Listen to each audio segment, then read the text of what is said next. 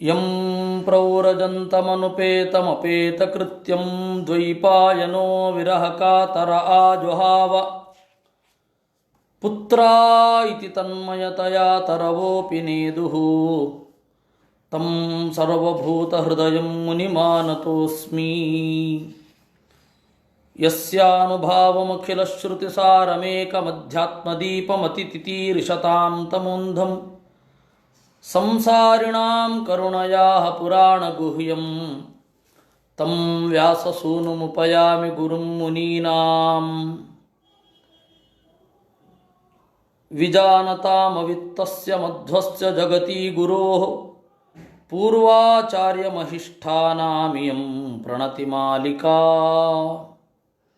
ದೃಶ್ಯಂತೀಂ ಹೃದ್ರಹಂ ಮಾಂ ಧೃತಮನಿಲಬಲಾದ್ರಾವಯಂತೀಮವಿದ್ಯಾನಿದ್ರಾಂ ವಿದ್ರಾವ್ಯ ಸದ್ಯೋ ರತನಪಟುಮಥಾಪಾದ್ಯ ವಿದ್ಯಾಸಮುದ್ರಾ. ವಾಗ್ದೇವಿ ಸಾ ಸುವಿದ್ಯಾ ದ್ರವಿಣದ ವಿದಿತಾ ದ್ರೌಪದಿ ರುದ್ರಪತ್ನ್ಯಾದ್ಯುದ್ರಿಕ್ತಾ ದ್ರಾಗಭದ್ರಾನ್ ದ್ರಹಯಿತು ದಯಿತಾ ಪೂರ್ವಭೀಮಾಜ್ಞಯಾತೆ. ಹಂಸನಾಮಕ ಪರಮಾತ್ಮನ ಮನಸ್ಸಿನ ಸ್ವರೂಪ ನಿರೂಪಣೆಯ ಬಗ್ಗೆ ನಾವು ಚಿಂತನೆ ಮಾಡ್ತಾ ಇದ್ವಿ. ಅಲ್ಲಿ ಮನಸ್ಸು ಎಷ್ಟು ಅಪಾಯಕಾರಿ, ಮನಸ್ಸು ಅನ್ನುವುದು ಒಂದು ಶಸ್ತ್ರ. ಅದು ಎಂತಹ ಶಸ್ತ್ರ ಅಂದರೆ ಆ ಶಸ್ತ್ರದಿಂದ ಅದನ್ನೇ ತುಂಡರಿಸಬೇಕು. ಕಬ್ಬಿಣದಿಂದ ಕಬ್ಬಿಣವನ್ನು ತುಂಡರಿಸುವ ಹಾಗೆ, ಗಾಜಿನಿಂದ ವಜ್ರವನ್ನು ಕತ್ತರಿಸುವ ಹಾಗೆ ಮನಸ್ಸಿನಿಂದ ಮನಸ್ಸನ್ನು ಮೀರಬೇಕು. ಮನಸ್ಸು ಯಾವ ರೀತಿ ಬಂಧಕ, ಯಾವ ರೀತಿ ಮೋಚಕ ಅನ್ನೋದನ್ನು ಬಹಳ ಸೊಗಸಾಗಿ ಕೃಷ್ಣ ಹಂಸನಾಮಕ ಪರಮಾತ್ಮನ ಉಪದೇಶ ಅಂತ ನಿರೂಪಣೆ ಮಾಡ್ತಾನೆ. ಯರ್ಹಿ ಸಂಸ್ಕೃತ ಬಂಧೋಯಂ ಆತ್ಮನೋ ಗುಣವೃತ್ತಿತಃ ಮಯಿ ತುರ್ಯೇ ಸ್ಥಿತೋ ಜಹ್ಯಾತ್ ತ್ಯಾಗಸ್ತು ಗುಣಚೇತಸಾಂ. ಯರ್ಹಿ ಒಂದು ವೇಳೆ ಸಂಸ್ಕೃತಿ ಬಂಧ, ಈ ಸಂಸಾರದ ಬಂಧ ಅಂತನ್ನೋದು ಗುಣವೃತ್ತಿತಃ ವಿಶೇಷತಃ ರಜೋಗುಣದ ಕೆಲಸ ಅಂತ ಅನ್ನೋದೇ ಆದರೆ, ಮಯಿ ತುರ್ಯೇ ಸ್ಥಿತೋ ಜಹ್ಯಾತ್. ರಜೋಗುಣ ವಸ್ತುವನ್ನು ಪ್ರೀತಿಸುವಂತೆ ಮಾಡುತ್ತೆ, ವಸ್ತುವಿನ ಮೂಲಕ ನಮಗೆ ಸುಖ ಇದೆ ಅಂತನ್ನುವ ಹಾಗೆ ಅದು ನೀಡುತ್ತೆ. ನಾವು ಅಲ್ಲೇ ಪಕ್ಕದಲ್ಲಿ ಎಷ್ಟೋ ವಸ್ತುಗಳಿರಬಹುದು, ವಸ್ತುವಿನ ಯಾವ ಹಂಗೂ ಇಲ್ಲದೆ ಆನಂದ ಪಡುವುದನ್ನು ನಾವು ಪಾಠವೇ ಕಲಿಯೋಲ್ಲ. ತಾಯಿಯೊಬ್ಬಳು ಮಗನ ಉನ್ನತಿ ಮಾತ್ರದಿಂದ ಸುಖ ಪಡೋದು ಇರುತ್ತೆ. ಅವಳಿಗೇನು ಕೊಡಬೇಕಾಗಿಲ್ಲ. ಮಗ ಒಳ್ಳೆಯ ಸ್ಥಾನದಲ್ಲಿ ಇದ್ದಾನೆ ಅನ್ನೋದನ್ನು ಕೇಳಿಯೇ ಅವಳಿಗೆ ಖುಷಿ ಇರುತ್ತೆ. ಇಲ್ಲಿ ಎಲ್ಲ ರಜೋಗುಣದ ವ್ಯಾಪಾರ ಇರೋದಿಲ್ಲ. ಅವನು ನಮಗೇನೋ ಒಳ್ಳೇದು ಮಾಡಬೇಕು ಅಂತ ಇರೋಲ್ಲ. ಆದರೆ ಆ ಸಂತೋಷ,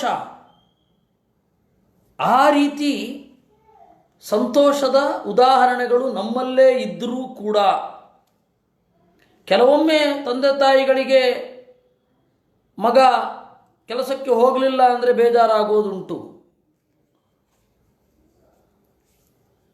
ಅದು ಯಾಕೆ ಅಂತ ಹೇಳಿದ್ರೆ, ನಮ್ಮನ್ನು ನೋಡ್ಕೋಬೇಕಿತ್ತು ಇಳಿ ವಯಸ್ಸಿನಲ್ಲಿ, ನಾವು ಈಗ ಹೋಗೋದಾ, ಈಗ ಕೆಲಸ ಮಾಡೋದಾ ಅನ್ನುವ ಭಾವನೆ ಇರುತ್ತೆ. ಇರಲ್ಲ ಅಂತ ನಾನು ಹೇಳಿದ್ದಲ್ಲ. ಆದರೆ ಕೆಲವೊಮ್ಮೆ ಏನಾಗತ್ತೆ, ತಾಯಿಯಾದವಳನ್ನು ದೂರದಲ್ಲಿ ಇಟ್ಟು ತಾಯಿಯ ಕಡೆ ಗಮನವೇ ಹರಿಸದೆ ಒಬ್ಬ ಇದ್ದರೂ ಕೂಡ ಅವನ ಬೆಳವಣಿಗೆಯನ್ನು ನೋಡಿ ತಾಯಿ ಖುಷಿ ಪಡ್ತಾಳೆ. ಅಲ್ಲಿ ಅವಳಿಗೆ ಯಾವ ಭೌತಿಕ ಲಾಭವೂ ಇಲ್ಲ. ನನ್ನ ಹೊಟ್ಟೆಯಲ್ಲೇ ಒಂದೊಮ್ಮೆ ವಾಸ ಮಾಡಿದ್ದ ಅನ್ನೋದು ಬಿಟ್ಟರೆ ಇನ್ಯಾವುದೂ ಇಲ್ಲ. ಅಲ್ಲಿ ಕೇವಲ ಪ್ರೀತಿ ಅಂತನ್ನೋದು ಅವಳಿಗೆ ಆನಂದವನ್ನು ನೀಡುತ್ತೆ. ಹೇಗೋ ಹಾಗೆ ರಜೋಗುಣದ ಸಂಪರ್ಕ ಇಲ್ಲದೆ ತಮೋಗುಣದ ಸಂಪರ್ಕ ಇಲ್ಲದೆಯೂ ಕೂಡ ಸುಖ ಸಿಗಲಿಕ್ಕೆ ಸಾಧ್ಯ ಉಂಟು ಅನ್ನೋದು ನಮ್ಮ ಕಲ್ಪನೆಗೆ ಬಂದಿರೋದಿಲ್ಲ. ಅದನ್ನು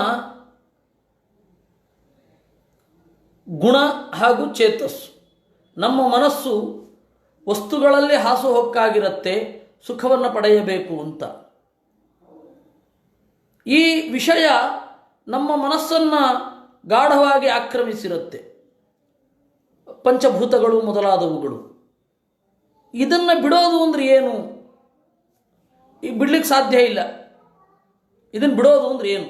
ಹೆಂಗೆ ಬಿಡೋದು? ಅದಕ್ಕೆ ಮಯಿ ತುರಿಯೇ ಸ್ಥಿತೋ ಜಹಿಯಾತ್, ನನ್ನಲ್ಲಿ ಇದ್ದು ಬಿಡಬೇಕು.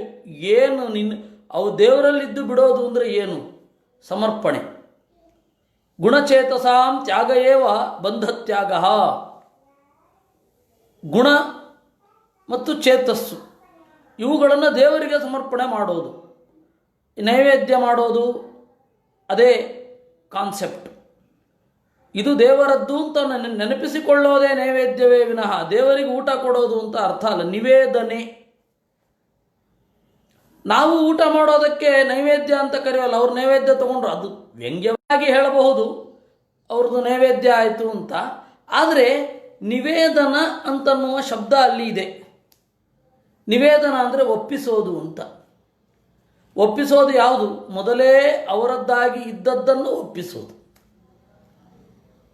ಅದನ್ನೇ ನೈವೇದ್ಯ ಅಂತ ಕರೆಯೋದೇ ವಿನಃ ಬೇರೆ ಅಲ್ಲ. ಆದರೆ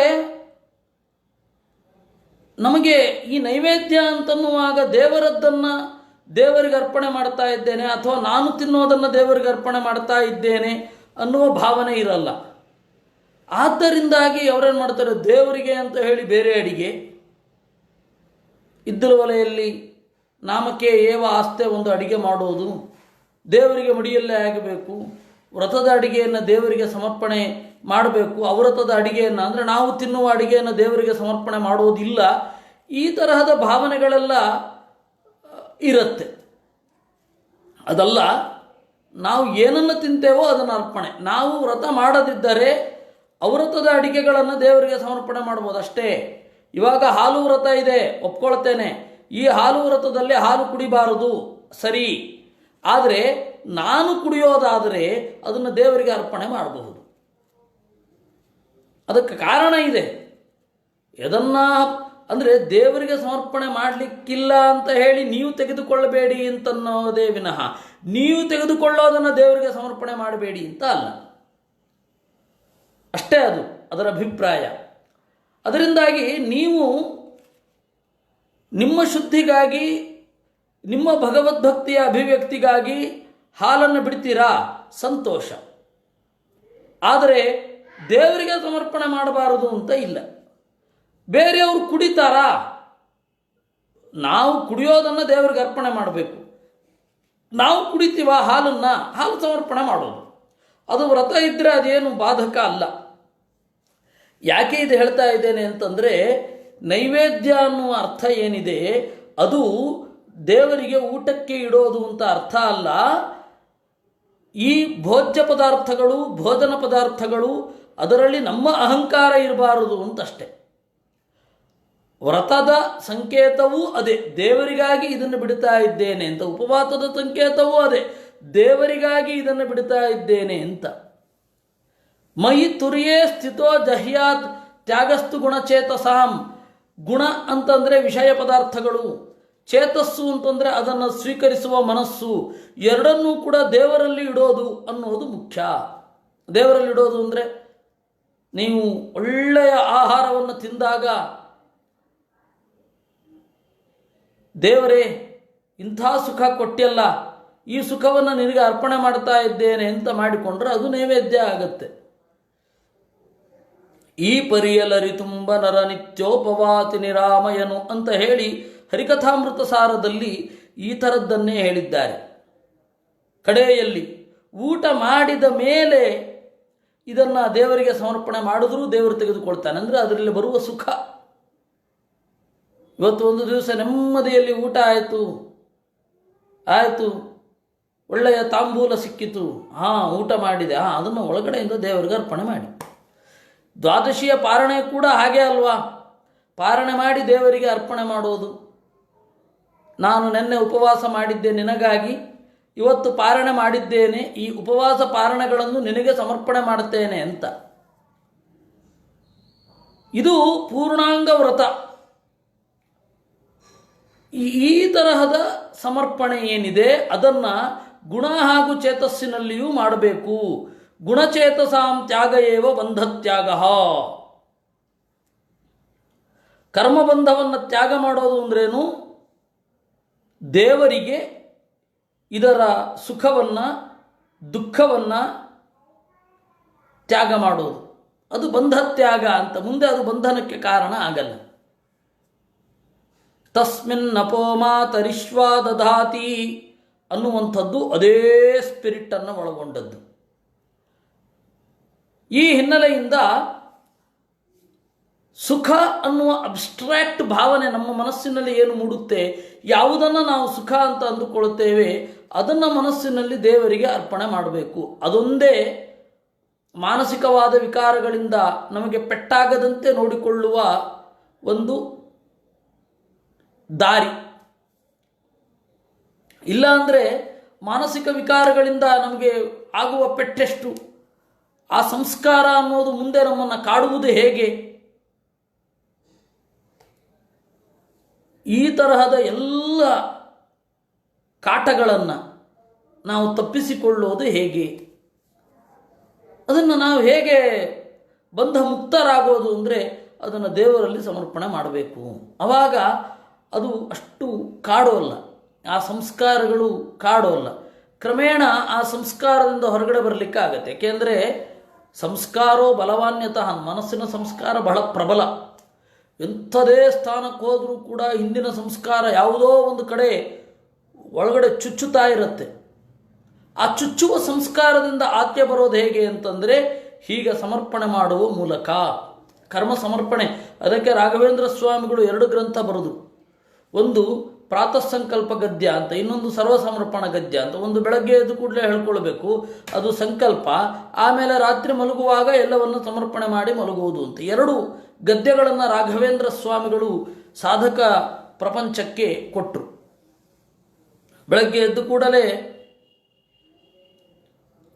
ಪ್ರಾತಃ ಸಂಕಲ್ಪ ಗದ್ಯ, ರಾತ್ರಿ ಮಲಗುವಾಗ ಸರ್ವಸಮರ್ಪಣ ಗದ್ಯ. ಈ ತರಹದ ಚಿಂತನೆಯನ್ನು ಮಾಡಿಕೊಂಡು ಒಬ್ಬ ಬೆಳಿಬೇಕು. ಯಾವನ್ನಾನಾರ್ಥಧಿ ಪುಂಸೋ ನ ನಿವರ್ತೇತ ಯುಕ್ತಿಭಿಃ ಜಾಗ್ರತ್ಯಪಿ ಸ್ವಪನ್ನಜ್ಞಃ ಸ್ವಪ್ನೇ ಜಾಗರಣಂ ಯಥಾ. ಯಾವತ್ ಎಲ್ಲಿಯ ತನಕ ಪುಂಸಃ ಜೀವನಿಗೆ ಯುಕ್ತಿಭಿಹಿ ವೇದ ಹೇಳಿದ ಲಾಜಿಕ್ಗಳಿಂದ, ವೇದ ಹೇಳಿದ ಮಾತುಗಳಿಂದ, ನಾನಾರ್ಥಧೀಹಿ ಭ್ರಮೆಯು ನನಿವರ್ತೇತ ಹೋಗೋದಿಲ್ವೋ ಅಲ್ಲಿಯ ತನಕ ಜಾಗ್ರತ್ಯಪಿ ಸ್ವಪನ್ ಎಚ್ಚರದಲ್ಲಿಯೂ ನಿದ್ರೆ ಮಾಡುವ ಹಾಗೆ, ನಿದ್ರೆಯೊಳಗಿನ ಎಚ್ಚರದ ಹಾಗೆ. ನಿದ್ರೆಯೊಳಗಿನ ಎಚ್ಚರ ಅಂದರೆ ಕನಸನ್ನು ನಾವು ಕಾಣ್ತಾ ಇರ್ತೇವೆ, ಅದನ್ನು ಎಚ್ಚರ ಅಂದ್ಕೊಂಡಿರ್ತೇವೆ, ಆದರೆ ಎಚ್ಚರ ಅಲ್ಲ. ನಾವು ಕೆಲವೊಂದು ಚಟುವಟಿಕೆಗಳಲ್ಲಿ ತೊಡಗಿರ್ತೇವೆ, ಅತಿಯಾದ ಬಳಲಿಕೆಯಿಂದ ನಿದ್ರೆ ಬಂದುಬಿಟ್ಟಿರುತ್ತೆ. ನಾವು ಕೂತ್ಕೊಂಡಿರ್ತೇವೆ ಕುರ್ಚಿಯ ಮೇಲೆ, ಎದುರುಗಡೆ ಇರುವವರ ಮಾತನ್ನು ಕೇಳ್ತಾ ಇರ್ತೇವೆ. ತೀವ್ರವಾದ ಬಳಲಿಕೆಯಿಂದ ನಮಗೆ ಅವರ ಮಾತುಗಳೇ ಸರಿಯಾಗಿ ಕಿವಿಯಲ್ಲಿ ಹೋಗಿರಲ್ಲ. ಅದು ಜಾಗ್ರತ್ಯಪಿ ಸ್ವಪನ್, ಎಚ್ಚರದೊಳಗಡೆ ನಿದ್ರೆ ಇದ್ದ ಹಾಗೆ ಅಥವಾ ಕನಸು ಇದ್ದ ಹಾಗೆ. ಎಚ್ಚರದೊಳಗಡೆಯ ಕನಸು, ಕಣ್ಮುಂದೆ ಏನೇನೋ ತೋರ್ತಾ ಇರುತ್ತೆ. ಇದು ಜಾಗ್ರತ್ಯಪಿ ಸ್ವಪನ್. ಇನ್ನೊಂದು ರೀತಿಯಿಂದ ಹೇಳೋದಾದರೆ ಸ್ವಪ್ನೇ ಜಾಗರಣಂ ಯಥಾ, ಗಾಢವಾದ ನಿದ್ರೆಯಿಂದ ಕನಸಿಗೆ ಜಾರ್ತೇವೆ. ನಾನು ಎಚ್ಚರ ಇದ್ದೇನೆ ಅಂತ ಅಂದುಕೊಂಡಿರ್ತೇವೆ, ಆದರೆ ಎಚ್ಚರ ಇರೋದಿಲ್ಲ. ಆ ರೀತಿ ಇದು ಭ್ರಮೆ ಅನ್ನೋದಿದ್ದಾಗ. ಹೀಗಾಗಿ ಈ ಭ್ರಮೆ ಹೋಗಬೇಕು ಅಂತಂದರೆ ಸಂಸ್ಕಾರದಿಂದ ಆಚೆ ಬರಬೇಕು. ಸಂಸ್ಕಾರದಿಂದ ಆಚೆ ಬರಬೇಕು ಅಂತಂದರೆ ಕರ್ಮಗಳನ್ನು ದೇವರಲ್ಲಿ ಸಮರ್ಪಣೆ ಮಾಡಬೇಕು. ಭಿನ್ನಸ್ಯ ತ್ವೇಕಭಾವೇನ ತಥೈಕಸ್ಯ ಚ ಭೇದತಃ ಜ್ಞಾನಂ ನಾನಾರ್ಥಧಿ ಪ್ರೋಕ್ತ ನಾನಾತ್ಮಾತ್ ಅರ್ಥ ತದ್ಧಿಯೋಹೋ ಇತಿ ಬ್ರಹ್ಮತರ್ಕ. ಇದನ್ನು ಬ್ರಹ್ಮತರ್ಕ ಹೇಳುತ್ತೆ. ದೇವರು ಅವನ ಗುಣಗಳಿಂದ ಕ್ರಿಯೆಗಳಿಂದ ಅಭಿನ್ನ, ಆದರೆ ದೇವರನ್ನು ಭಿನ್ನ ಅಂತ ಅಂದುಕೊಳ್ಳೋದು, ಜೀವರು ಭಿನ್ನ, ಅವನನ್ನು ಅಭಿನ್ನ ಅಂತ ಅಂದುಕೊಳ್ಳೋದು, ಇದು ನಾನಾರ್ಥಧೀಹಿ ಭ್ರಮೆ. ಈ ಭ್ರಮೆಯಿಂದ ನಾವು ಆಚೆ ಬರಬೇಕು. ಭ್ರಮೆ ಇರೋ ತನಕ ನಾವು ಮಾಡುವ ಕ್ರಿಯೆಗಳು ಹೀಗಿರ್ತವೆ. ಅಂದರೆ ಪೂರ್ಣ ಪ್ರಮಾಣದ ಅರಿವು ನಮ್ಮ ಕಾಯಕದಲ್ಲಿ ಇರುವುದಿಲ್ಲ. ಅರೆ ಎಚ್ಚರ, ಅರೆ ನಿದ್ರೆ. ಈ ಪರಿಸ್ಥಿತಿಯಲ್ಲಿ ಒಬ್ಬ ಜೀವ ಇರ್ತಾನೆ. ಅದರಿಂದ ಹೀಗಿರಬಾರದು. ಹೀಗಿರಬಾರದು ಅಂದರೆ ಈ ಕೂಡಲೇ ಇಲ್ಲ, ಆಗೋದಿಲ್ಲ. ಅದಕ್ಕೆ ಪ್ರಯತ್ನ ಪಡ್ತಾ ಇರಬೇಕು. ಅಸತ್ವಾತ್ ಆತ್ಮನೋನ್ಯೇಷಾಂ ಭಾವಾನಾಂ ಕಿಂಕೃತಾವಿಧಾ ಗತಯೋ ಹೇತವಶ್ಚಾಸ್ಯ ಮೃಷಾ ಸ್ವಪ್ನದೃಶೋ ಯಥಾ.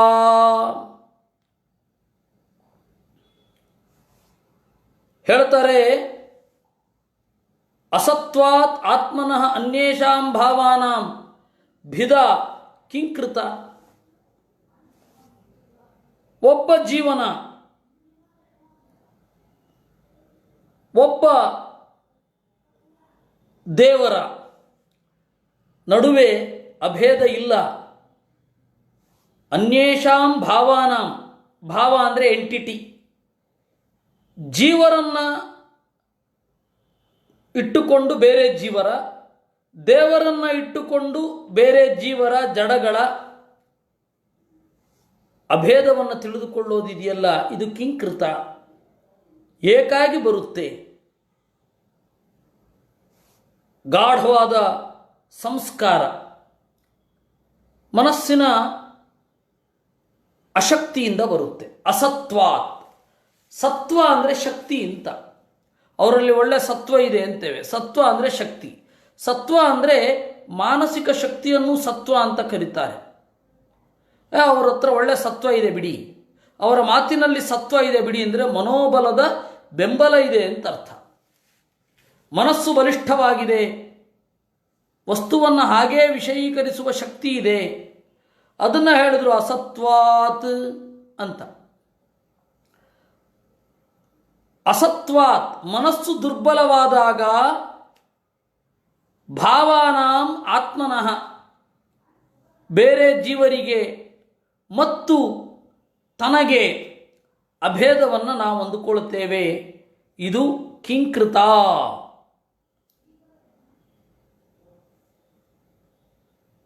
ಯಾಕೆ ಬಂದದ್ದು? ಮನಸ್ಸಿನ ಅಶಕ್ತಿಯೇ ಕಾರಣ. ಯಾರಿಗೆ ಈ ಮನಸ್ಸಿನ ಅಸತ್ವ ಇರುತ್ತೆ, ಗತಯೋ ಹೇತವಶ್ಚಾಸ್ಯ, ಈ ಜ್ಞಾನ, ಈ ಹೇತವಃ, ಒಳ್ಳೆ ಲಾಜಿಕ್ಗಳು, ಇವೆಲ್ಲವೂ ಕೂಡ ಮೃಷ, ವ್ಯರ್ಥ. ಹೇಗೆ? ಸ್ವಪ್ನ ದೃಶೋ ಯಥಾ, ಕನಸಿನಲ್ಲಿ ಕಾಣುವವನಿಗೆ ಇದ್ದ ಹಾಗೆ. ಕನಸು ಕಾಣುವವ ಏನೆಲ್ಲ ಇದೆ ಅಂತ ಅಂದುಕೊಂಡಿರ್ತಾನೆ, ಎದ್ಮೇಲೆ ಅದು ಯಾವುದೂ ಇರಲ್ಲ. ಕನಸು ಕಾಣುವಾಗ ಏನಿಲ್ಲ ಅಂತ ಅಂದುಕೊಂಡಿರ್ತಾನೆ, ಅದು ಎದ್ದ ಮೇಲೆ ಇರುತ್ತೆ. ಕನಸಿನಲ್ಲಿ ಕಂಡದ್ದೆಲ್ಲವೂ ಕೂಡ ನಮಗೆ ಕೈಗೆ ಸಿಗದೇ ಇರುವುದು ಹೇಗೋ ಹಾಗೆ ಶಾಸ್ತ್ರ ಹೇಳಿದ ಎಲ್ಲ ಸಂಗತಿಗಳು ನಮಗೆ ಆ ತರಹ ಆಗತ್ತೆ. ಸ್ವಪ್ನದೃಶೋ ಯಥಾ, ಕನಸು ಕಾಣುವವನಿಗೆ ಇದ್ಯಾವುದು ಕೂಡ ಬಾಧಿಸುವುದಿಲ್ಲ, ಇದ್ಯಾವುದು ಸಂಬಂಧವೂ ಪಟ್ಟಿರೋಲ್ಲ. ಇದೆಲ್ಲವೂ ಅವನದಲ್ಲವೂ ಅಲ್ಲ. ಆ ರೀತಿಯಾಗಿ ಬಿಡುತ್ತೆ. ಶಾಸ್ತ್ರ ಒಂದು ಒಳ್ಳೆಯ ತರ್ಕವನ್ನು ಹೇಳಬಹುದು. ಯಾರಿಗೆ? ಅವನಿಗೆ ಮಾನಸಿಕವಾದ ಶಕ್ತಿ ಇದ್ದಾಗ ಅವನದನ್ನು ರಿಸೀವ್ ಮಾಡ್ತಾನೆ. ಅದು ಇಲ್ಲ ಅಂತ ಇಟ್ಟುಕೊಳ್ಳಿ, ಅದನ್ನು ಅವನಿಗೆ ರಿಸೀವ್ ಮಾಡಲಿಕ್ಕಾಗೋಲ್ಲ. ರಿಸೀವ್ ಮಾಡಲಿಕ್ಕಾಗೋಲ್ಲ, ಅವನಿಗದು ಅರ್ಥವೇ ಆಗಲ್ಲ. ನಾವು ಈ ಜಗತ್ತಿನಲ್ಲಿ ಆ ಥರದವರನ್ನೇ ಬಹಳ ನೋಡ್ತಾ ಇದ್ದೇವೆ. ಶಾಸ್ತ್ರ ಹೇಳಿದೆ, ಅವ್ರಿಗೆ ಅರ್ಥ ಆಗ್ತಾ ಇಲ್ಲ. ಅಟ್ಲೀಸ್ಟ್ ನನಗೆ ಅರ್ಥ ಆಗ್ತಾ ಇಲ್ಲ ಅನ್ನೋದು ಗೊತ್ತಿರಲ್ಲ. ಅದರಿಂದ ಮನಸ್ಸು ದುರ್ಬಲವಾಗಿದ್ದಾಗ ವೇದಾಂತ ಹಿಡಿಯೋದಿಲ್ಲ. ಮನಸ್ಸು ಪ್ರಬಲವಾದಾಗ ವೇದಾಂತ ಅರಿವಿಗೆ ಬರುತ್ತೆ. ಆ ಮನಸ್ಸಿನಿಂದ ಆ ಮನಸ್ಸೇ ಆತ್ಮಹತ್ಯೆ ಮಾಡಿಕೊಳ್ಳುತ್ತೆ. ಅಂದರೆ ಆ ಮನಸ್ಸಿನಿಂದ ಮನಸ್ಸಿನ ದೌರ್ಬಲ್ಯಗಳನ್ನೆಲ್ಲ ಮೀರಿ ಕಡೆಗೆ ಮನಸ್ಸನ್ನೇ ನಾಮಾವಚೇತ ಮಾಡುವಂತೆ ಈ ಮನಸ್ಸು ಕಾರಣ ಆಗುತ್ತೆ. ಬಹಳ ವಿಚಿತ್ರ ಮನಸ್ಸಿನ ಬೆಳವಣಿಗೆ ಅಂತನ್ನೋದು. ಅದನ್ನು ಆಚಾರ್ಯರು ಶಾಸ್ತ್ರ ಸಂಹಿತ, ಶಶ್ವತ್ ಸಂಹಿತ ಅಂತ ಒಂದು ಗ್ರಂಥ ಇದೆ. ಆ ಶಶ್ವತ್ ಸಂಹಿತಾದ ಹಿನ್ನೆಲೆಯಲ್ಲಿ ಹೇಳ್ತಾರೆ, ಅಭಿಧಾ ಕಿಂಕೃತೈತೇಷಾಂ ಭಾವಾನಾಂ ಪರಮೇಶ್ವರೇ. ಜೀವರಿಗೆ ಮತ್ತು ಬ್ರಹ್ಮನಿಗೆ ಅಭೇದವನ್ನು ಗ್ರಹಿಸುವ ಬುದ್ಧಿ ಯಾವುದು? ಯತೋ ಸತ್ವಮಶಕ್ತತ್ವಾತ್ ಭಾವಾನಾಂ ತಸ್ಯ ಶಕ್ತತಾ. ಅವರ ಮನಸ್ಸಿಗೆ ಅಷ್ಟು ಶಕ್ತಿ ಇರೋದಿಲ್ಲ.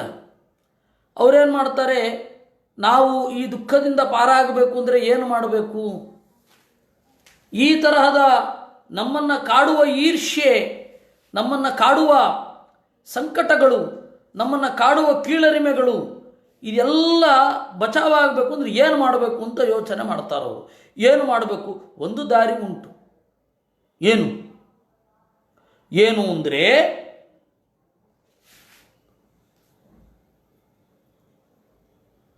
ನಾವು ಬ್ರಹ್ಮ ಅಂತ ಅಂದ್ಕೊಂಡ್ಬಿಡ್ಬೇಕು.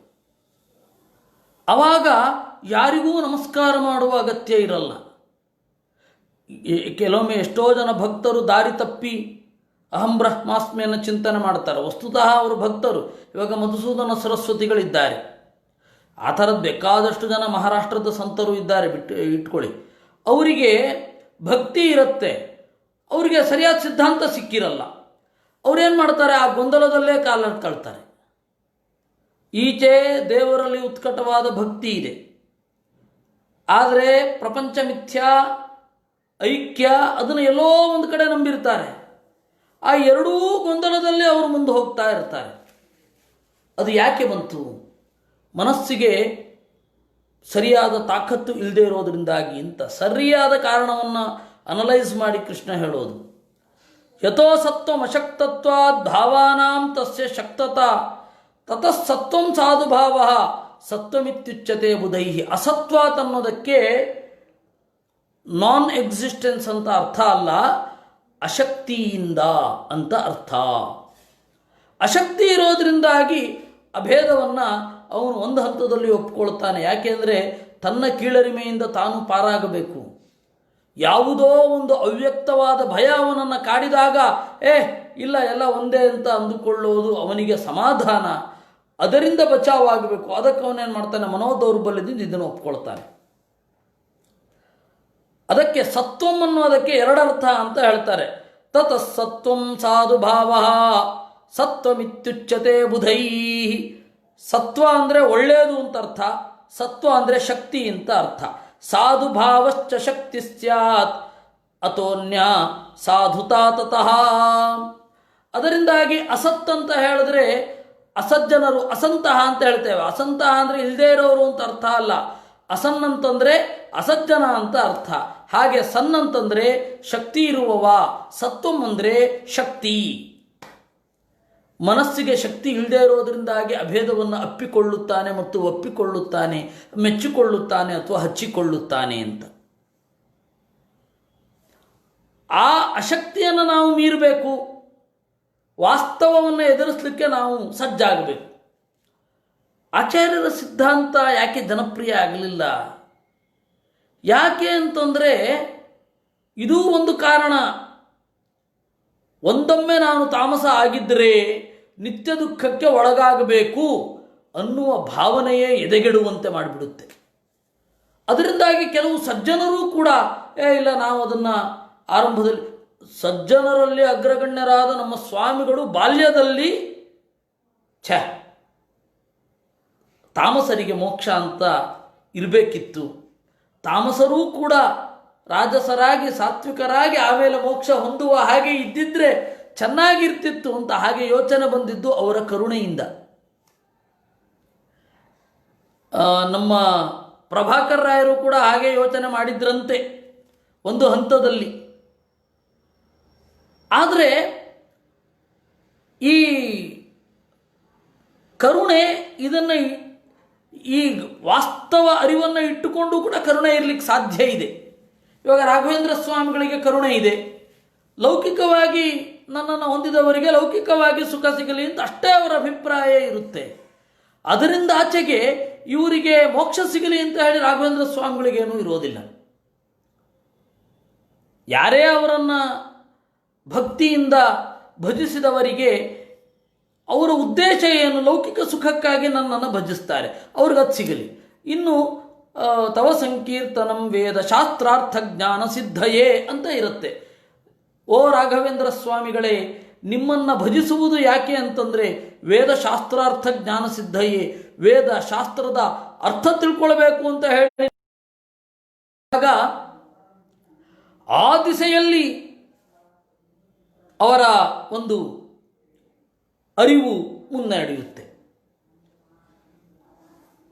ಅಂಥವರಿಗೂ ರಾಘವೇಂದ್ರ ಸ್ವಾಮಿಗಳು ಅನುಗ್ರಾಹಕರು.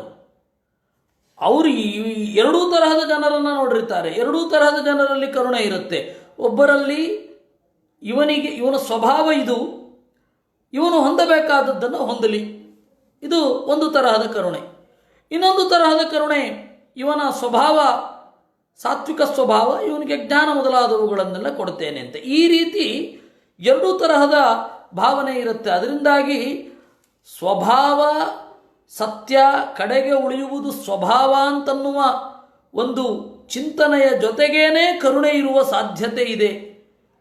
ಸಾತ್ವಿಕ ರಾಜಸ ತಾಮಸ ಅನ್ನುವ ಪ್ರಭೇದ ಗೊತ್ತಾದ ಕೂಡಲೇ ಒಬ್ಬ ಕಟುವಾಗಿ ಬಿಡಬೇಕು, ಜೀವನದಲ್ಲಿ ನಿಷ್ಠುರ ಆಗಿಬಿಡಬೇಕು ಅಂತನೇ ಇಲ್ಲ. ಬಹಳ ಜನ ಅಂದುಕೊಂಡಿರೋದು ಹಾಗೆ, ಬಹಳ ಜನರಿಗೆ ಅರಿವಿರೋದು ಹಾಗೆ. ನಿಷ್ಠುರತೆ ಅಂದರೆ ಟು ದ ಕೋರ್, ಈ ತರಹದ ಭಾವನೆಗಳಿರುತ್ತೆ. ಆದರೆ ಹಾಗೇ ಇರಬೇಕು ಅಂತ ನಿಯಮ ಇಲ್ಲ.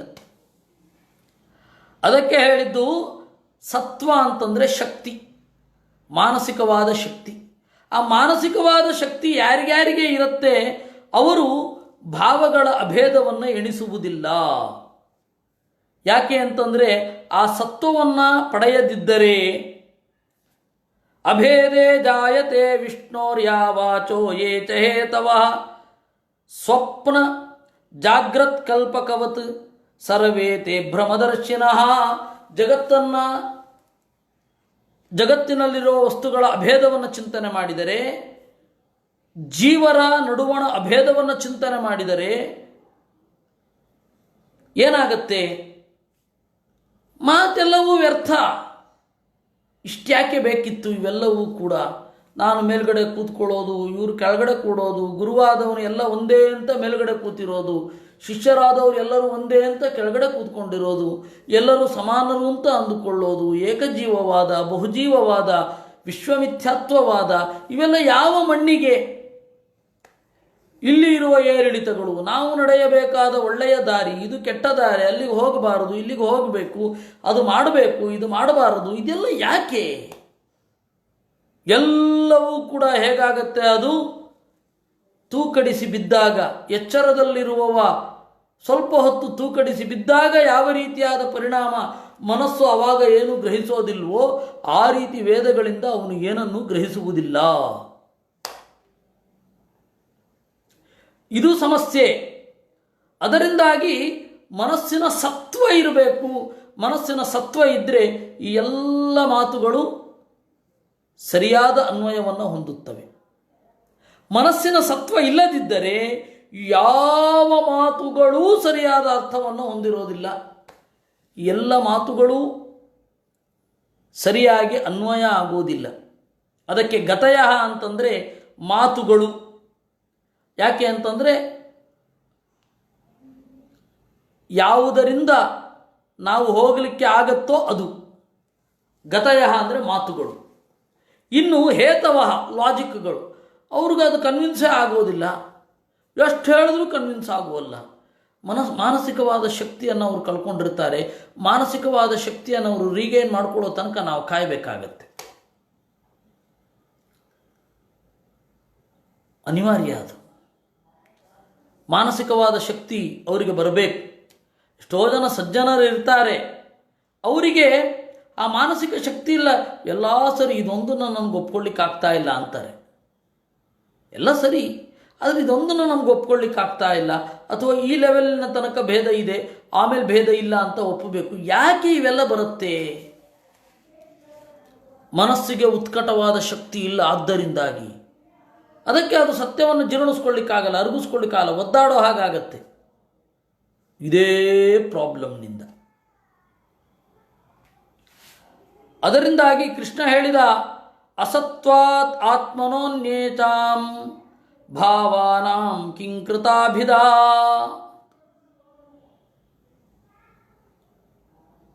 ಅದನ್ನು ಮೀರಬೇಕು, ಅದನ್ನು ಮೀರಬೇಕು. ಅನಿವಾರ್ಯ, ಅದು ಅನಿವಾರ್ಯ, ಬೇರೆ ದಾರಿಯೇ ಇಲ್ಲ. ಯೋ ಜಾಗರೇ ಬಹುವಿಧಾನ್ ಕ್ಷಣಧರ್ಮಿಣೋರ್ಥಾನ್ ಭುಂಕ್ತೆ ಸಮಸ್ತಕರಣೋ ಹೃದಯ ತತ್ಸದೃಕ್ಷಾನ್ ಸ್ವಪ್ನೇತ ಸುಪ್ತ ಉಪಸಂಹರತೆ ತ ಏಕಃ ಸ್ಮೃತ್ಯನ್ವಯಾ ತ್ರಿಗುಣವೃತ್ತಿ ದೃಗಿಂದ್ರಿಯೇ ಚ.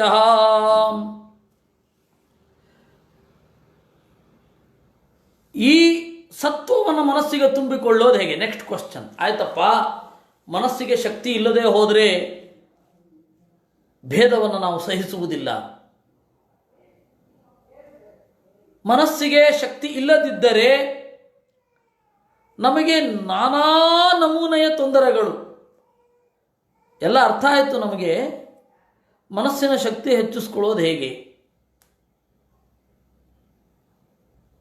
ಅದನ್ನು ಹೇಳಿ.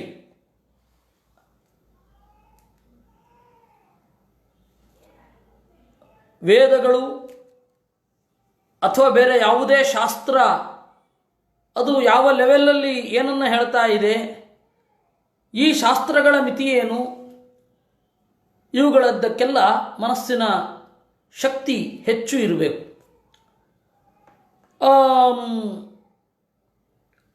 ಮನಸ್ಸಿನ ಶಕ್ತಿ ಇಲ್ಲದೆ ಹೋದಾಗ ಯಾವ ಮಾತುಗಳು ವ್ಯರ್ಥ ಆಗುತ್ತೆ ಅನ್ನೋದಕ್ಕೆ ನಾನು ಅನೇಕ ಜ್ವಲಂತ ಉದಾಹರಣೆಗಳನ್ನು ಕೊಡ್ತೇನೆ.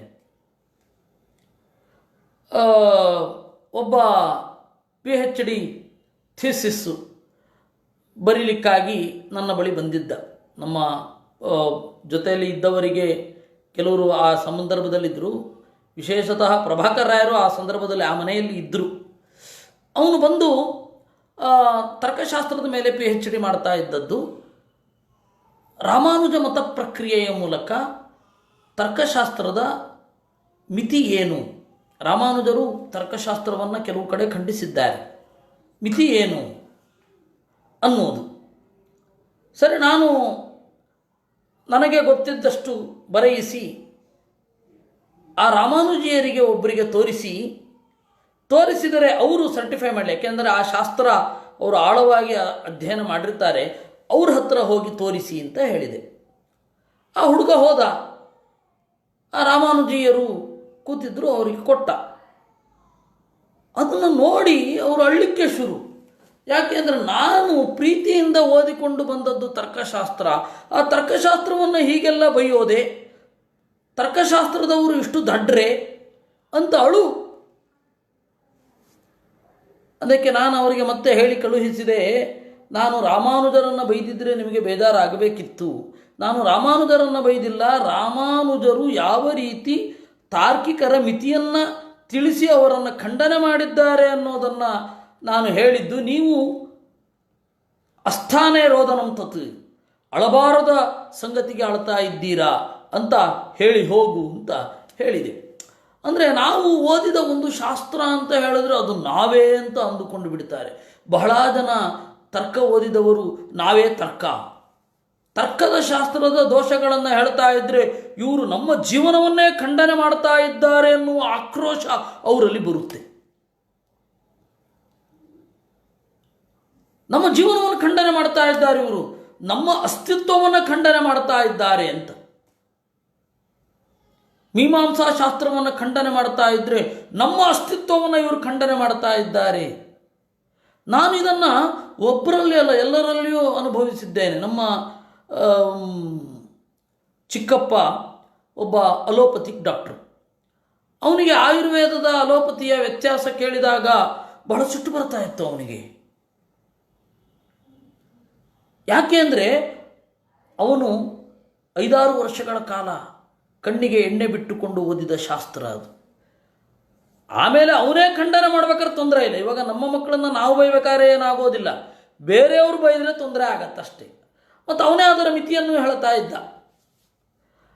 ಅವನು ಡಾಕ್ಟ್ರು, ಅದರಿಂದಾಗಿ ಅವನಿಗೆ ತನ್ನ ಫೀಲ್ಡನ್ನು ಕಟುವಾಗಿ ವಿಮರ್ಶೆ ಮಾಡ್ಕೊಳ್ಳಿಕ್ಕೆ ಅವನಿಗೆ ಹಕ್ಕು ಇದೆ, ಅಧಿಕಾರ ಇದೆ.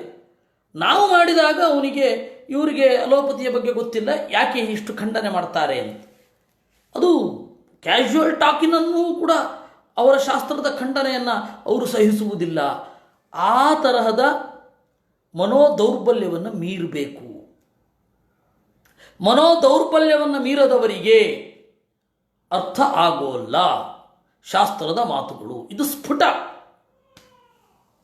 ಈ ಎಲ್ಲ ಶಾಸ್ತ್ರದಕ್ಕೂ ಅನ್ವಯಿಸುತ್ತೆ. ಕೆಲವೊಂದು ಸರ್ತಿ ಏನಾಗುತ್ತೆ, ನಾವು ಯಾರೋ ಒಬ್ಬರನ್ನ ನಂಬಿರ್ತೇವೆ, ಅವರು ಅವರ ಹೆಸರು ಹೇಳ್ಕೊಂಡು ನಾವು ಜೀವನ ಮಾಡ್ತಾ ಇರ್ತೇವೆ.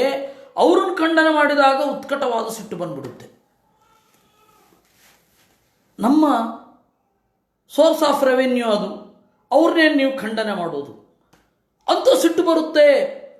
ಆ ತರಹದ ಎಲ್ಲ ಮಾನಸಿಕ ದೌರ್ಬಲ್ಯಗಳನ್ನು ಮೀರಿದರೆ ಶಾಸ್ತ್ರ ಅರ್ಥ ಆಗೋದು, ಇಲ್ಲ ಅಂದರೆ ಅರ್ಥ ಆಗಲ್ಲ. ಇದು ಕೃಷ್ಣ ಕೊಟ್ಟ ಸಂದೇಶ. ನಾನು ಎಕನಾಮಿಕ್ ಪ್ರೊಫೆಸರು, ನಾನು ಮ್ಯಾಥಮೆಟಿಕ್ಸ್ ಪ್ರೊಫೆಸರು, ನಾನು ಸೈನ್ಸ್ ಪ್ರೊಫೆಸರು, ಇದು ನಮ್ಮ ಜೀವನ. ಅದನ್ನು ನೀವು ಖಂಡನೆ ಮಾಡಿದ್ರೆ ಹೇಗೆ ಅಂತ ಬಂಡಾಯ ಹೇಳೋದು, ಇದು ಎಲ್ಲ ಕಡೆ ಸಮಾನ. ಇದೇ ರೀತಿ ವೇದಾಂತದಲ್ಲಿಯೂ ಕೂಡ ನಾವು ತಾರ್ಕಿಕರು, ನಾವು ಮೀಮಾಂಸಕರು, ನಾವು ಸಾಂಖ್ಯರು. ಇವಾಗ 3 ಮತದಲ್ಲಿ ಮೀಮಾಂಸಕರು ಮತ್ತು ತಾರ್ಕಿಕರು. ಅವರ ಮತದ ನಿಜವಾದ ಪ್ರಕ್ರಿಯೆ ಗೊತ್ತಿರುತ್ತೋ ಇಲ್ವೋ ಗೊತ್ತಿಲ್ಲ, ಇದಂತೂ ಇರುತ್ತೆ. ಆ ಹಿನ್ನೆಲೆಯಲ್ಲಿ ಏನಾಗತ್ತೆ, ಖಂಡನೆ ಮಂಡನೆ ಇತ್ಯಾದಿಗಳು ಶುರುವಾಗಿಬಿಡುತ್ತೆ. ಅದನ್ನು ಮೀರಬೇಕು ನಾವು. ಮನಸ್ಸಿನ ಶಕ್ತಿ ಅಷ್ಟು ಉತ್ಕಟವಾಗಿ ಇರಬೇಕು. ಕೃಷ್ಣ ಹೇಳೋದು ಅದನ್ನು. ಅದಕ್ಕೆ ಆಚಾರ್ಯರು ಸತ್ವ ಅನ್ನೋದಕ್ಕೆ ಶಕ್ತಿ ಅಂತ ಅರ್ಥ ಬರೆದರು. ಈ ಮನಸ್ಸಿಗೆ ಶಕ್ತಿಯನ್ನು ತಂದುಕೊಂಡ್ರೆ ಮಾತು ಅರ್ಥ ಆಗ್ತದೆ, ವೇದದ ಮಾತು ಸಾರ್ಥಕ ಆಗತ್ತೆ. ವೇದದ ಮಾತು ನಮ್ಮನ್ನು ಸಾಂಸಾರಿಕವಾದ ತಿರುವುಗಳಿಂದ, ಸಾಂಸಾರಿಕವಾದ ಮನಸ್ಸಿನ ಸಂಸ್ಕಾರದಿಂದ ಬರುವ ಮಾತುಗಳ ಸುಳಿಯಿಂದ ಮೇಲಕ್ಕೆ ಎತ್ತುವ ಒಂದು ಶಕ್ತಿ, ಪ್ರವಾಹದ ವಿರುದ್ಧ ಈಜುವಂತಹ ಶಕ್ತಿ ಮನಸ್ಸಿಗೆ ಎಲ್ಲಿಂದ ಬರುತ್ತೆ? ಮನಸ್ಸು ಶಕ್ತಿಯುತ ಆಗಬೇಕು. ಇದೆಲ್ಲ ನಾನು ಅನುಭವಿಸಿದ್ದನ್ನು ನಾನು ನಿಮಗೆ ಹೇಳಿದ್ದು. ಭಾರೀ ಸಿಟ್ಟು ಬರುತ್ತೆ. ಅದನ್ನು ಅವನೇನು ಖಂಡನೆ ಮಾಡೋದು, ಅವನು ಓದಿಲ್ಲ ಮಾಡಿಲ್ಲ. ಕೆಲವೊಮ್ಮೆ ಅದು ಸತ್ಯ ಇರುತ್ತೆ, ಆದರೆ ಕೆಲವೊಂದು ಅವರು ಓದಿಲ್ಲ ಅಂತ ಹೇಳಿ, ಆದರೆ ಅವರು ಓದಿರ್ತಾರೆ. ಆ ತರಹದ ಎಲ್ಲ ಮಾನಸಿಕವಾದ ದೌರ್ಬಲ್ಯಗಳನ್ನು ಮೀರಬೇಕಾಗತ್ತೆ. ಸರಿ, ಮನಸ್ಸಿಗೆ ಶಕ್ತಿ ಬರೋದು ಹೇಗಪ್ಪ ಅದನ್ನು ಹೇಳಿ. ಯೋ ಜಾಗರೇ ಬಹುವಿಧಾನ್ ಕ್ಷಣಧರ್ಮಿಣೋರ್ಥಾನ್ ಭುಂಕ್ತೆ ತಮಸ್ತಕರಣೋ ಹೃದಯ ತತ್ಸದೃಕ್ಷಾನ್ ಸ್ವಪ್ನೇತ ಸುಪ್ತ ಉಪತಂ ಹರತೇತ ಏಕಃ ಸ್ಮೃತ್ಯನ್ವಯಾತ್ ತ್ರಿಗುಣ ವೃತ್ತಿ ದೃಗಿಂದ್ರಿಯೇತಃ. ಆ ಶಕ್ತಿ ಎಲ್ಲಿಂದ ಬರುತ್ತೆ ಅಂದರೆ ಮನಸ್ಸಿನ ಕಾರ್ಯವನ್ನು ತಟಸ್ಥವಾಗಿ ನೋಡುವ ಶಕ್ತಿ ಬಂದರೆ ಪರಿಸರದ ಪ್ರಭಾವದಿಂದ ಆಚೆ ಜಿಗಿಯೋದು ಹೇಗೆ ಅನ್ನುವ ಶಕ್ತಿ ದೇವರು ತನ್ನಿಂದ ತಾನೇ ಕೊಡ್ತಾನೆ ಅಂದರು. ಓಹೋ, ಮನಸ್ಸಿಗೆ ಶಕ್ತಿ ಬರಬೇಕಾದ್ರೆ ನಮ್ಮ ಮನಸ್ಸಿನ ಕ್ರಿಯೆಗಳನ್ನು ತಟಸ್ಥವಾಗಿ ನೋಡುವಂತಹ ಶಕ್ತಿ ಬರಬೇಕು. ಸರಿ, ಮನಸ್ಸಿನ ಕ್ರಿಯೆಗಳನ್ನು ತಟಸ್ಥವಾಗಿ ನೋಡೋದು ಹೇಗೆ ಅದನ್ನು ಹೇಳಿ ಈಗ. ಯಾಕೆಂದರೆ ಮನಸ್ಸಿನ ಕ್ರಿಯೆಗಳನ್ನು ತಟಸ್ಥವಾಗಿ ನೋಡೋದೇ ಮನಸ್ಸಿನ ಸ್ಟ್ರೆಂತ್. ಯಾವಾಗ ಅದನ್ನು ನೋಡ್ತೇವೆ ಪರಿಸರದ ಪ್ರಭಾವದಿಂದ ಹೊರಗಡೆ ಜಿಗಿತೇವೆ. ಯಾವಾಗ ಹೊರಗಡೆ ಜಿಗಿತೇವೆ ಆವಾಗ ವೇದದ ಮಾತು ಆ್ಯಪ್ಟಾಗಿ ಅಪ್ಲೈ ಆಗುತ್ತೆ, ಆ್ಯಪ್ಟಾಗಿ ಅರ್ಥ ಆಗುತ್ತೆ. ಅದು ಹೇಗೆ? ಮನಸ್ಸನ್ನು ತಟಸ್ಥವಾಗಿ ನೋಡೋದು ಹೇಗೆ? ಆ ಒಂದು ಸಂಗತಿಯನ್ನು ಕೃಷ್ಣ ಹೇಳ್ತಾ ಇದ್ದಾನೆ. ಯೋ ಜಾಗರೇ ಬಹುವಿಧಾನ್ ಕ್ಷಣ ಧರ್ಮಿಣೋರ್ಥಾನ್ ಭುಂಕ್ತೇ ಅಂದರು. ಜಾಗರೇ ಎಚ್ಚರದಲ್ಲಿ ಬಹುವಿಧಾನ್ ಅರ್ಥಾನ್ ಅನೇಕ ಪದಾರ್ಥಗಳನ್ನು ಅನುಭವಿಸುತ್ತಾನೆ. ಎಲ್ಲ ಪದಾರ್ಥಗಳು ಕ್ಷಣಧರ್ಮಿಣ. ಮೂಲಭೂತವಾಗಿ ಜ್ಞಾನ ಕ್ಷಣಿಕ. ಅಂತ ಹೇಳುವಾಗ ಜ್ಞಾನ ಬರುತ್ತೆ, ಆಮೇಲೆ ಇನ್ನೇನೋ ಒಂದು ಅಕ್ಷರವನ್ನು ಹೇಳುವಾಗ ಅದು ಹೊರಟು ಹೋಗಿರುತ್ತೆ. ಆದರೆ ನಾವು ಪದವನ್ನು ಒಟ್ಟಿಗೆನೇ ಗ್ರಹಿಸ್ತೇವೆ. ಆರಕ್ಷಕರು ಅಂತ ಹೇಳಬೇಕಾದ್ರೆ ಕೇಳುತ್ತೆ, ಅದನ್ನು ಅನುಭವಿಸ್ತೇವೆ. ಆಮೇಲೆ ರ ಅಂತನ್ಬೇಕಾದ್ರೆ ಆ ಅನ್ನೋದರ ಜ್ಞಾನ ಇರಲ್ಲ. ಕ್ಷ ಅಂತನ್ನುವಾಗ ಆ ಮತ್ತು ರ ಅನ್ನೋದರ ಜ್ಞಾನ ಇರಲ್ಲ. ಕ ಅಂತನ್ಬೇಕಾದ್ರೆ ಆ ರ ಕ್ಷ ಈ ಮೂರರ ಜ್ಞಾನವೂ ಇರಲ್ಲ. ಆರಕ್ಷಕ ಅಂತ ಒಂದು ಸ್ಫೋಟ ನಮ್ಮಲ್ಲಿ ಆಗತ್ತೆ. ಸ್ಫೋಟ ಅಂದರೆ ಅಭಿವ್ಯಕ್ತಿ. ಮನಸ್ಸಿನಲ್ಲಿ ಆರಕ್ಷಕ ಅಂತನ್ನುವ ಸ್ಫೋಟದ ಅಭಿವ್ಯಕ್ತಿ ಆಗತ್ತೆ. ಆ ಸ್ಫೋಟದ ಅಭಿವ್ಯಕ್ತಿ ಆಗಬೇಕಾದ್ರೆ ಸಂಸ್ಕಾರ ಇರುತ್ತೆ. ಓಹೋ, ಈ ಸಂಸ್ಕಾರದಿಂದ ನಾವು ಅರ್ಥ ಮಾಡ್ಕೊಳ್ತೇವೆ. ಆದರೆ ಇದನ್ನು ಅನುಭವಿಸಿದ್ದು ಒಂದು ಕ್ಷಣ ಅಷ್ಟೇ. ಆ ಒಂದು ಕ್ಷಣ, ರ 2 ಕ್ಷಣ, ಅಂದರೆ ಮತ್ತೆ ಒಂದು ಕೂಡಿಸು 1 2. ಕ್ಷ ಅನ್ನೋದು ಒಂದು ಕ್ಷಣ, ಕ ಅನ್ನೋದು ಒಂದು ಕ್ಷಣ. ಅದಾದ ಮೇಲೆ ಆ ಸಂಸ್ಕಾರದಲ್ಲಿ ಇದ್ದದರಿಂದ ಇಡೀ ವಾಕ್ಯವನ್ನು ಅವನು ಹೇಳಿದ್ದನ್ನು ಮತ್ತೆ ತಿರುಗಿಸಿ ಹೇಳುತ್ತೇವೆ. ಇನ್ಯಾವಾಗಲೋ ಒಮ್ಮೆ 16 ವರ್ಷಗಳ ಹಿಂದೆ ನಡೆದದ್ದು ಅವನು ಏನು ಮಾತನಾಡಿದ ಅದನ್ನು ನಾನು ಹೇಳ್ತೇನೆ. ಅದೆಲ್ಲ ಹೇಗೆ? ಅದೆಲ್ಲ ಒಂದು ಕ್ಷಣ, ಆ ಕಾಲಕ್ಕೆ ಅನುಗುಣವಾಗಿ ಅದಿರುತ್ತೆ. 1 ಸೆಕೆಂಡು ಅದರ ಪ್ರೆಸೆನ್ಸ್ ಹೃದಯದಲ್ಲಿ ಸಂಸ್ಕಾರದಿಂದ ಅದು ಕೂತಿರುತ್ತೆ. ಅದನ್ನೇ ಸ್ವಪ್ನೇ, ಕನಸಿನಲ್ಲಿ ಕಾಣ್ತಾನೆ. ಯಾರು ಜಾಗರೇ ಎಚ್ಚರದಲ್ಲಿ ಬಹುವಿಧಾನ್ ಥರಥರದ ಕ್ಷಣಧರ್ಮಿಣ 1 ಸೆಕೆಂಡು 2 ಸೆಕೆಂಡು ಇರಬಹುದಾದ ಅರ್ಥಾನ್ ಮಾತುಗಳನ್ನು ಭುಂಕ್ತೆ, ಅರ್ಥಾನ್ ವಸ್ತುಗಳನ್ನು ಭುಂಕ್ತೆ ಭೋಗಿಸುತ್ತಾನೆ. ಹೃದಯದಲ್ಲಿ ತತ್ ಸದೃಕ್ಷಾನ್ ಅದಕ್ಕೆ ಸಮಾನವಾದ ಪದಾರ್ಥಗಳನ್ನು ಸ್ವಪ್ನೇ ಭುಂಕ್ತೆ ಕನಸಿನಲ್ಲಿಯೂ ಅನುಭವಿಸ್ತಾನೆ. ಸುಪ್ತ ಉಪಸಂಹರತೆ ಗಾಢವಾದ ನಿದ್ರೆಗೆ ಹೋದಾಗ ಇದು ಯಾವುದೂ ಇರಲ್ಲ. ಎಚ್ಚರ ಮತ್ತು ಕನಸು ಇಲ್ಲದೇ ಇರೋದೇ ನಿದ್ರೆ. ಸ್ಮೃತ್ಯನ್ವಯಾತ್ ಆಮೇಲೆ ಎದ್ದೇಳ್ತಾನೆ, ಅದು ನೆನಪಿರುತ್ತೆ. ಸ್ಮೃತಿ ಅನ್ವಯಾತ್ ನೆನಪಿನ ಅನುಸ್ಯೂತತೆ ಮಾತ್ರ ಇರುತ್ತೆ. Continuity of memory.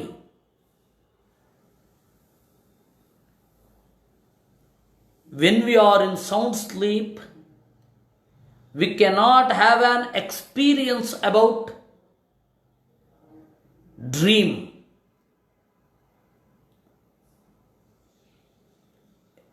ಈ ಯಾವ ಎಕ್ಸ್ಟರ್ನಲ್ ವರ್ಲ್ಡಿನ ಇನ್ನರ್ ವರ್ಲ್ಡಿನ ಯಾವ ರೀತಿಯ ಎಕ್ಸ್ಪೀರಿಯನ್ಸು ಗಾಢವಾದ ನಿದ್ರೆಯಲ್ಲಿ ಇರಲ್ಲ. ಆಫ್ಟರ್ ದಟ್ ಸೌಂಡ್ ಸ್ಲೀಪ್ ಅದು ಮುಗಿದ ಮೇಲೆ ನಮಗೆ ಮತ್ತೆ ಅದು ಅನುಭವಕ್ಕೆ ಇರುತ್ತೆ. ತ್ರಿಗುಣ ವೃತ್ತಿ ದೃಕ್, ಯಾರವನು 3 ಅವಸ್ಥೆಗಳಲ್ಲಿ ತ್ರಿಗುಣ ಮೂರು ಅವಸ್ಥೆಗಳಲ್ಲಿ ವೃತ್ತಿ ಇರುವ ದೃಕ್, ಜ್ಞಾನ, ಇಂದ್ರಿಯ ಅವುಗಳ ಒಡೆಯ ಅವನು ಇದೆಲ್ಲವನ್ನು ಭೋಗಿಸುತ್ತಾನೆ. ಈ ತರಹ ತಿಳಿದುಕೊಂಡ್ರೆ ನಮ್ಮ ಮನಸ್ಸನ್ನು ನಾವು ತಟಸ್ಥವಾಗಿ ನೋಡಿಕೊಳ್ಳುವ ಶಕ್ತಿ ಬರುತ್ತೆ. ನಮ್ಮ ಮನಸ್ಸು ಒಂದೇ ಇಲ್ಲ, ಇಲ್ಲಿ ನಾವು ಒಬ್ಬರೇ ಇಲ್ಲ, ಇನ್ನೊಬ್ಬ ಇದ್ದಾನೆ. ಅವನು ಯಾರೋ ಒಬ್ಬ, ಅವನನ್ನು ಹುಡುಕಬೇಕು, ಅವನನ್ನು ಕಾಣಬೇಕು. ಯಾರು ನನ್ನ ಜೊತೆಗೆ ಇದ್ದಾರೆ, ನನಗೆ ಗೊತ್ತಾಗ್ತಾ ಇಲ್ಲ. ಯಾರು? ಸಾಮಾನ್ಯವಾಗಿ ಯಾರೊಬ್ಬರನ್ನ ಪ್ರತಿ ದಿವಸ ನೋಡ್ತಾ ಇರ್ತೇವೆ, ಅವರು ನಮ್ಮ ಜೀವನದ ಒಂದು ಭಾಗ ಆಗಿಬಿಡ್ತಾರೆ, ಗೊತ್ತಿದ್ದೋ ಗೊತ್ತಿಲ್ಲದೆಯೋ. ಅಂಥದ್ದು ಜನ್ಮ ಜನ್ಮಾಂತರಗಳ ಜೊತೆಗಿದ್ದೇವೆ, ಅವನ ಬಗ್ಗೆ ಗೊತ್ತಾಗ್ತಾ ಇಲ್ಲ. ಅವನಿಗೆ ನಮ್ಮ ಬಗ್ಗೆ ಗೊತ್ತಂತೆ, ಅವನು ನಾವು ತಿಳ್ಕೊಳ್ಬೇಕು. ಅಂದರೆ ನಮ್ಮ ಮನಸ್ಸು ಕೇವಲ ನಮ್ಮ ಇಂದ್ರಿಯ, ಕೇವಲ ನಾವು ಇಲ್ಲದೆ ಇನ್ನೊಬ್ಬ ಇದ್ದಾನೆ ಅನ್ನುವ ಎಚ್ಚರ ಬಂದದ್ದು ಮನಸ್ಸಿನ ಶಕ್ತಿಗೆ ಕಾರಣ ಆಗತ್ತೆ. ಆ ಮನಸ್ಸಿನ ಶಕ್ತಿ ಅಂತನ್ನೋದು ಬಾಹ್ಯ ಪ್ರಪಂಚದಲ್ಲಿ ಯಾವುದು ಭ್ರಮೆ, ಯಾವುದು ಪ್ರಮೆ, ನಮ್ಮ ಸಂಸ್ಕಾರದಿಂದ ಯಾವುದು ಸರಿಯಾಗಿ ಕಾಣುತ್ತೆ, ಯಾವುದು ಸರಿಯಾಗಿ ಕಾಣೋಲ್ಲ, ಇದರೆಲ್ಲದರ ವಿಮರ್ಶೆಗೆ ದಾರಿಯಾಗತ್ತೆ. ಅದಕ್ಕೆ ಮೊದಲು ನಾವು ತಿಳ್ಕೊಳ್ಬೇಕಾದದ್ದು ಹೀಗೆ. ಇದನ್ನು ಆಚಾರ್ಯರು ಹೆಂಗೆ ತಿಳಿಸಿದ್ರು? ದಕ್ಷಿಣಾಕ್ಷಿ ಸ್ಥಿತೋ ವಿಷ್ಣು ಭುಂಕ್ತೇರ್ಥಾನ್ ಜಾಗ್ರದಾ ಸ್ಥಿತಾನ್. ದಕ್ಷಿಣಾಕ್ಷಿ ಸ್ಥಿತ, ಬಲಗಣ್ಣಿನಲ್ಲಿ ಕುಳಿತ ದೇವರು,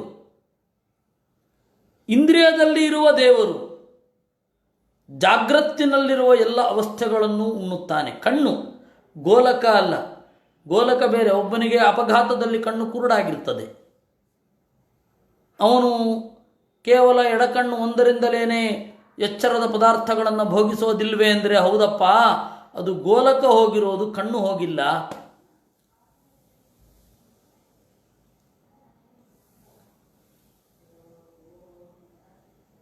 ಅದರಿಂದಾಗಿ ದಕ್ಷಿಣಾಕ್ಷಿ ಸ್ಥಿತ. ಕುರುಡರಿಗೂ ಕೂಡ ಗೋಲಕ ಇರಲ್ಲ ಅಷ್ಟೇ, ಕಣ್ಣಿರಲ್ಲ ಅಂತ ಹೇಳಿಕ್ ಬರಲ್ಲ. ಅವರ ಕಾಣುವ ಕಣ್ಣು ಈ ಒಂದು ದೇಹದಲ್ಲಿ ವರ್ಕ್ ಆಗ್ತಾ ಇಲ್ಲ. ಗೋಳಕ ಮತ್ತು ಇಂದ್ರಿಯಕ್ಕೆ ಕನೆಕ್ಷನ್ ಇಲ್ಲ ಅಷ್ಟೇ. ನೋಡಿ, ಕುರುಡರಿಗೂ ಕೂಡ, ಹುಟ್ಟು ಕುರುಡರಿಗೂ ಕೂಡ ಕನಸು ಬೀಳುತ್ತೆ. ಹುಟ್ಟು ಕುರುಡರಿಗೂ ಕೂಡ ಬಣ್ಣಗಳ ಅರಿವು ಇರುತ್ತೆ, ಆದರೆ ಅದು ಹೊರಗಡೆ ಜಗತ್ತಿಗೆ ಕನೆಕ್ಟ್ ಆಗಲ್ಲ ಅಷ್ಟೇ. ಅಂದರೆ ದಕ್ಷಿಣಾಕ್ಷಿ ಸ್ಥಿತಿ, ಎಲ್ಲರ ಬಲಗಣ್ಣಿನಲ್ಲಿ ವಿಶ್ವನಾಮಕ ಪರಮಾತ್ಮ ಇರ್ತಾನೆ. ಆ ವಿಶ್ವನಾಮಕ ಪರಮಾತ್ಮ ಎಚ್ಚರದಲ್ಲಿ ಏನು ಭೋಗಿಸ್ತೇವೆ ಅದರ ಅರಿವನ್ನು ಕೊಡ್ತಾನೆ. ಮುಖ್ಯವಾಗಿ ಭೋಗ ಅವನದ್ದೇ. ಕಂಠ ಸಂಸ್ಥಸ್ತಥಾ ಸ್ವಾಪ್ನಾನ್ ಜೀವಾನಂದಂಚ ಸುಪ್ತಿಗಃ. ಗಂಟಲಲ್ಲಿ ಇದ್ದು ದೇವರು ತೈಜಸ ರೂಪನಾಗಿ ಕನಸನ್ನು ಅನುಭವಿಸುವಂತೆ ಮಾಡ್ತಾನೆ.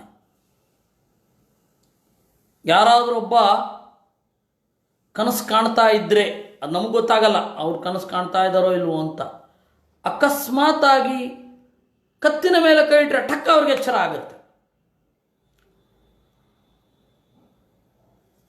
ಅದಕ್ಕೆ ಕಾರಣ ಉಂಟು.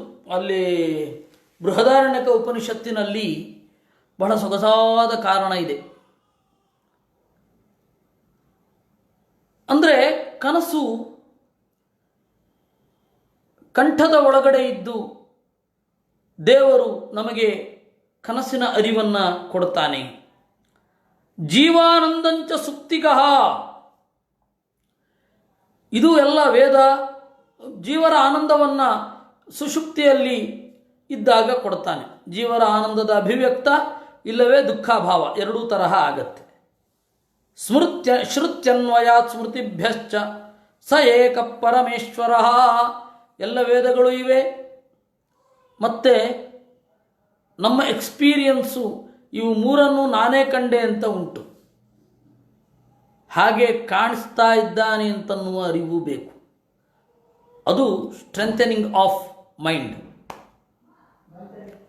ಮನಸ್ಸು ಗಟ್ಟಿಯಾಗಿಸುವುದರ ಉಪಾಯ ಅದು. ನನ್ನ ಮನಸ್ಸು ಎರಡರಲ್ಲಿ ಸಕ್ರಿಯವಾಗಿದೆ, ಸುಖ ದುಃಖಗಳನ್ನು ಅನುಭವಿಸುತ್ತೆ. ಒಂದರಲ್ಲಿ ನನ್ನ ಮನಸ್ಸೇ ಇಲ್ಲ, ಆನಂದ ಆಗತ್ತೆ. ಆ ಗಾಢವಾದ ನಿದ್ರೆಯ ಅವಸ್ಥೆಯಿಂದ ಹೊರಗಡೆ ಬಂದ ಮೇಲೆ ನಮ್ಮ ಪ್ರಜ್ಞೆಗೆ ಕನ್ವೆ ಆಗೋದು ಮನಸ್ಸಿನ ಮೂಲಕವೇ ಆತ್ಮನ ಆನಂದ ಅನ್ನೋದು. ಅಂದರೆ ಈ ಮನಸ್ಸನ್ನು ಬಿಟ್ಟು ನಾನು ಇರಬಲ್ಲೆ.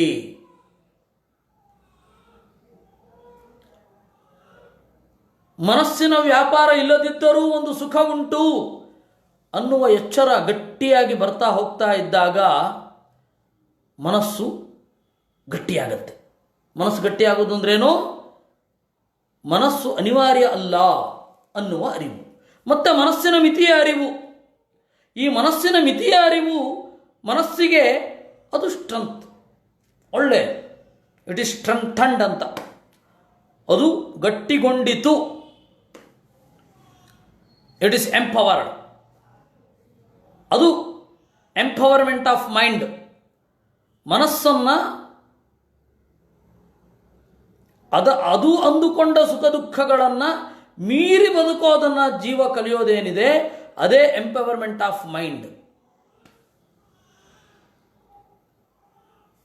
ಈ ಹಿನ್ನೆಲೆಯಲ್ಲಿ ನಾವು ನೋಡಬೇಕು, ಅಸ್ವತಂತ್ರಸ್ಯ ಜೀವಸ್ಯ ಸ್ವತಂತ್ರೋ ಜಾಗ್ರದಾದಿದಃ. ಇನ್ನೂ ಮನಸ್ಸಿನ ಶಕ್ತಿಯ ಬಗ್ಗೆ ಹೇಳ್ತಾ ಇರ್ತಾರೆ. ಮನಸ್ಸನ್ನು ಶಕ್ತಗೊಳಿಸೋದು ಹೇಗೆ? ಜೀವ ಸ್ವತಂತ್ರ, ದೇವರು ಸ್ವತಂತ್ರ. ಅಸ್ವತಂತ್ರನಾದ ಜೀವನಿಗೆ ನಮಗೆ ನಿದ್ರೆ ಬರಬೇಕು ಅಂದಾಗ ಬರಲ್ಲ, ನಿದ್ರೆ ಬರಬಾರ್ದು ಅಂದಾಗ ಜೋರು ಕಣ್ಣು ಹಿಡ್ಕೊಂಡು ಹೋಗ್ತಾ ಇರುತ್ತೆ. ಸರಿ, ಆವಾಗ ನಿದ್ರೆ ಮಾಡೋಣ ಅಂತಂದರೆ ಆಗಲ್ಲ, ಏನೇನೇನೇನೇನೋ ಸಮಸ್ಯೆಗಳು ಅಲ್ವಾ. ಅದರಿಂದ ಅಸ್ವತಂತ್ರಸ್ಯ ಜೀವಸ್ಯ ಸ್ವತಂತ್ರೋ ಜಾಗ್ರದಾದಿದಃ. ಸ್ವಯಂ ಸ್ವಪ್ನಾದಿಹೀನಸ್ತನ್ ಕ್ರೀಡತೆ ಪುರುಷೋತ್ತಮ. ದೇವರು ಸ್ವರೂಪತಃ ಜಾಗ್ರದವಸ್ಥೆ ಮೊದಲಾದವುಗಳಿಂದ ದೂರ. ಅವನ ಪ್ರತಿಬಿಂಬನಾದ ಜೀವನೂ ಕೂಡ ಜಾಗ್ರತ್ ಸ್ವಪ್ನ ಸುಷುಪ್ತಿ ದೂರ. ಇವನಿಗೆ ಈ ಜಾಗ್ರತ್ ಸ್ವಪ್ನ ಸುಷುಪ್ತಿಗಳು ಬರ್ತಾ ಇರೋದು ಮನಸ್ಸಿನ ಮೂಲಕ ಮತ್ತೆ ದೇವರ ಮೂಲಕ. ಆ ಹಿನ್ನೆಲೆಯಲ್ಲಿ ಮನಸ್ಸಿನ ಮಿತಿ ಏನು ಅಂತ ತಿಳಿದುಕೊಳ್ಳೋದು. ಇತಿ ಸತ್ತತ್ವೇ ಸ್ವಪ್ನೇನ ಚಾರೀರಮಭಿಪ್ರಹತ್ಯ ಅಸುಪ್ತ ಸುಪ್ತಾನಭಿಚಾಕಶೀತಿ ಇತ್ಯಾದಿ ಚ. ಸ್ವಪ್ನೇನ ಗಾಢವಾದ ನಿದ್ರೆಯಿಂದ, ಉಪನಿಷತ್ತಿದು, ಸ್ವಪ್ನೇನ ಗಾಢವಾದ ನಿದ್ರೆಯಿಂದ ಶಾರೀರಂ ಜೀವನನ್ನು, ಯಾಕಂದರೆ ಶರೀರದ ಒಳಗಡೆ ಇರೋ ದೇವರು ಕೂಡ, ಆದರೆ ದೇವರಿಗೆ ಅದರ ಪರಿಣಾಮ ಇಲ್ಲ. ಜೈಲರು ಜೈಲಲ್ಲೇ ಇರೋದು, ಆದರೆ ಬಂಧ ನಿಮಿತ್ತಕವಾದ ದುಃಖ ಜೈಲರಿಗಿಲ್ಲ ಅಷ್ಟೇ. ಅದರಿಂದಾಗಿ ಅವನನ್ನು ಖೈದಿ ಅಂತನ್ನೋಲ್ಲ, ಅವನಿಗೆ ಜೈಲಾಯಿತು. ಇವನಿಗೇನು ಕೆರಿಯರ್ ಶುರು ಮಾಡಿದಾಗಿನಿಂದ ನಿವೃತ್ತ ಆಗೋ ತನಕ ಇವನು ಖೈದಿ ಅಲ್ಲ. ಯಾಕೆ? ಅವನಿಗೆ ಸ್ವಾತಂತ್ರ್ಯ ಇದೆ, ಬೇಕಂದಾಗ ಜೈಲಿನಿಂದ ಹೊರಗಡೆ ಬರ್ತಾನೆ, ಮನೆಗೆ ಹೋಗ್ತಾನೆ, ಮನೆಗೆ ಹೋಗಿ ಮಲ್ಕೊಳ್ತಾನೆ. ಅದರಿಂದಾಗಿ ಶಾರೀರಂ ಅಂತಂದರೆ ಜೀವ, ಶರೀರದ ಒಳಗಡೆ ಇದ್ದು ಬಾಧೆ ಪಡ್ತಾ ಇರೋನು. ಅಂತಹ ಶರೀರದ ಒಳಗಡೆ ಇರುವ ಜೀವನನ್ನು ಅಭಿಪ್ರಹತ್ಯ, ಕನಸಿನಿಂದ ಮತ್ತೆ ಗಾಢವಾದ ನಿದ್ರೆಯಿಂದ ಹೊಡೆದು ಮಲಗಿಸಿ, ಅಸುಪ್ತಃ ತಾನು ಮಲಗದೆ ಸುಪ್ತಾನ್ ಹಾಗೆ ಮಲಗಿರುವವರನ್ನು ಅಭಿಚಾಕಶೀತಿ ತಟಸ್ಥವಾಗಿ ನಿಂತು ನೋಡ್ತಾನೆ. ನಾವು ನಿದ್ರೆ ಹೊಂದಿದವರನ್ನು ನೋಡಬಹುದು,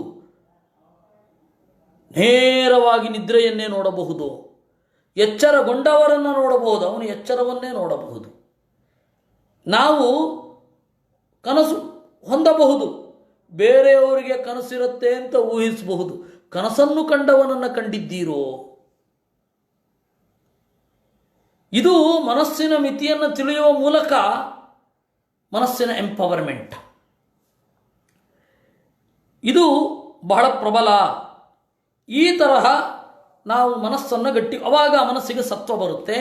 ಈ ತರಹದ ಚಿಂತನೆಗೆ ಒಳಪಡಿಸಿದಾಗ ವೇದ ಹೇಳಿದ್ದು ನಮಗೆ ಅಪ್ಲೈ ಆಗುತ್ತೆ, ವೇದ ಹೇಳಿದ ಅರ್ಥ ಆಗುತ್ತೆ, ವೇದದ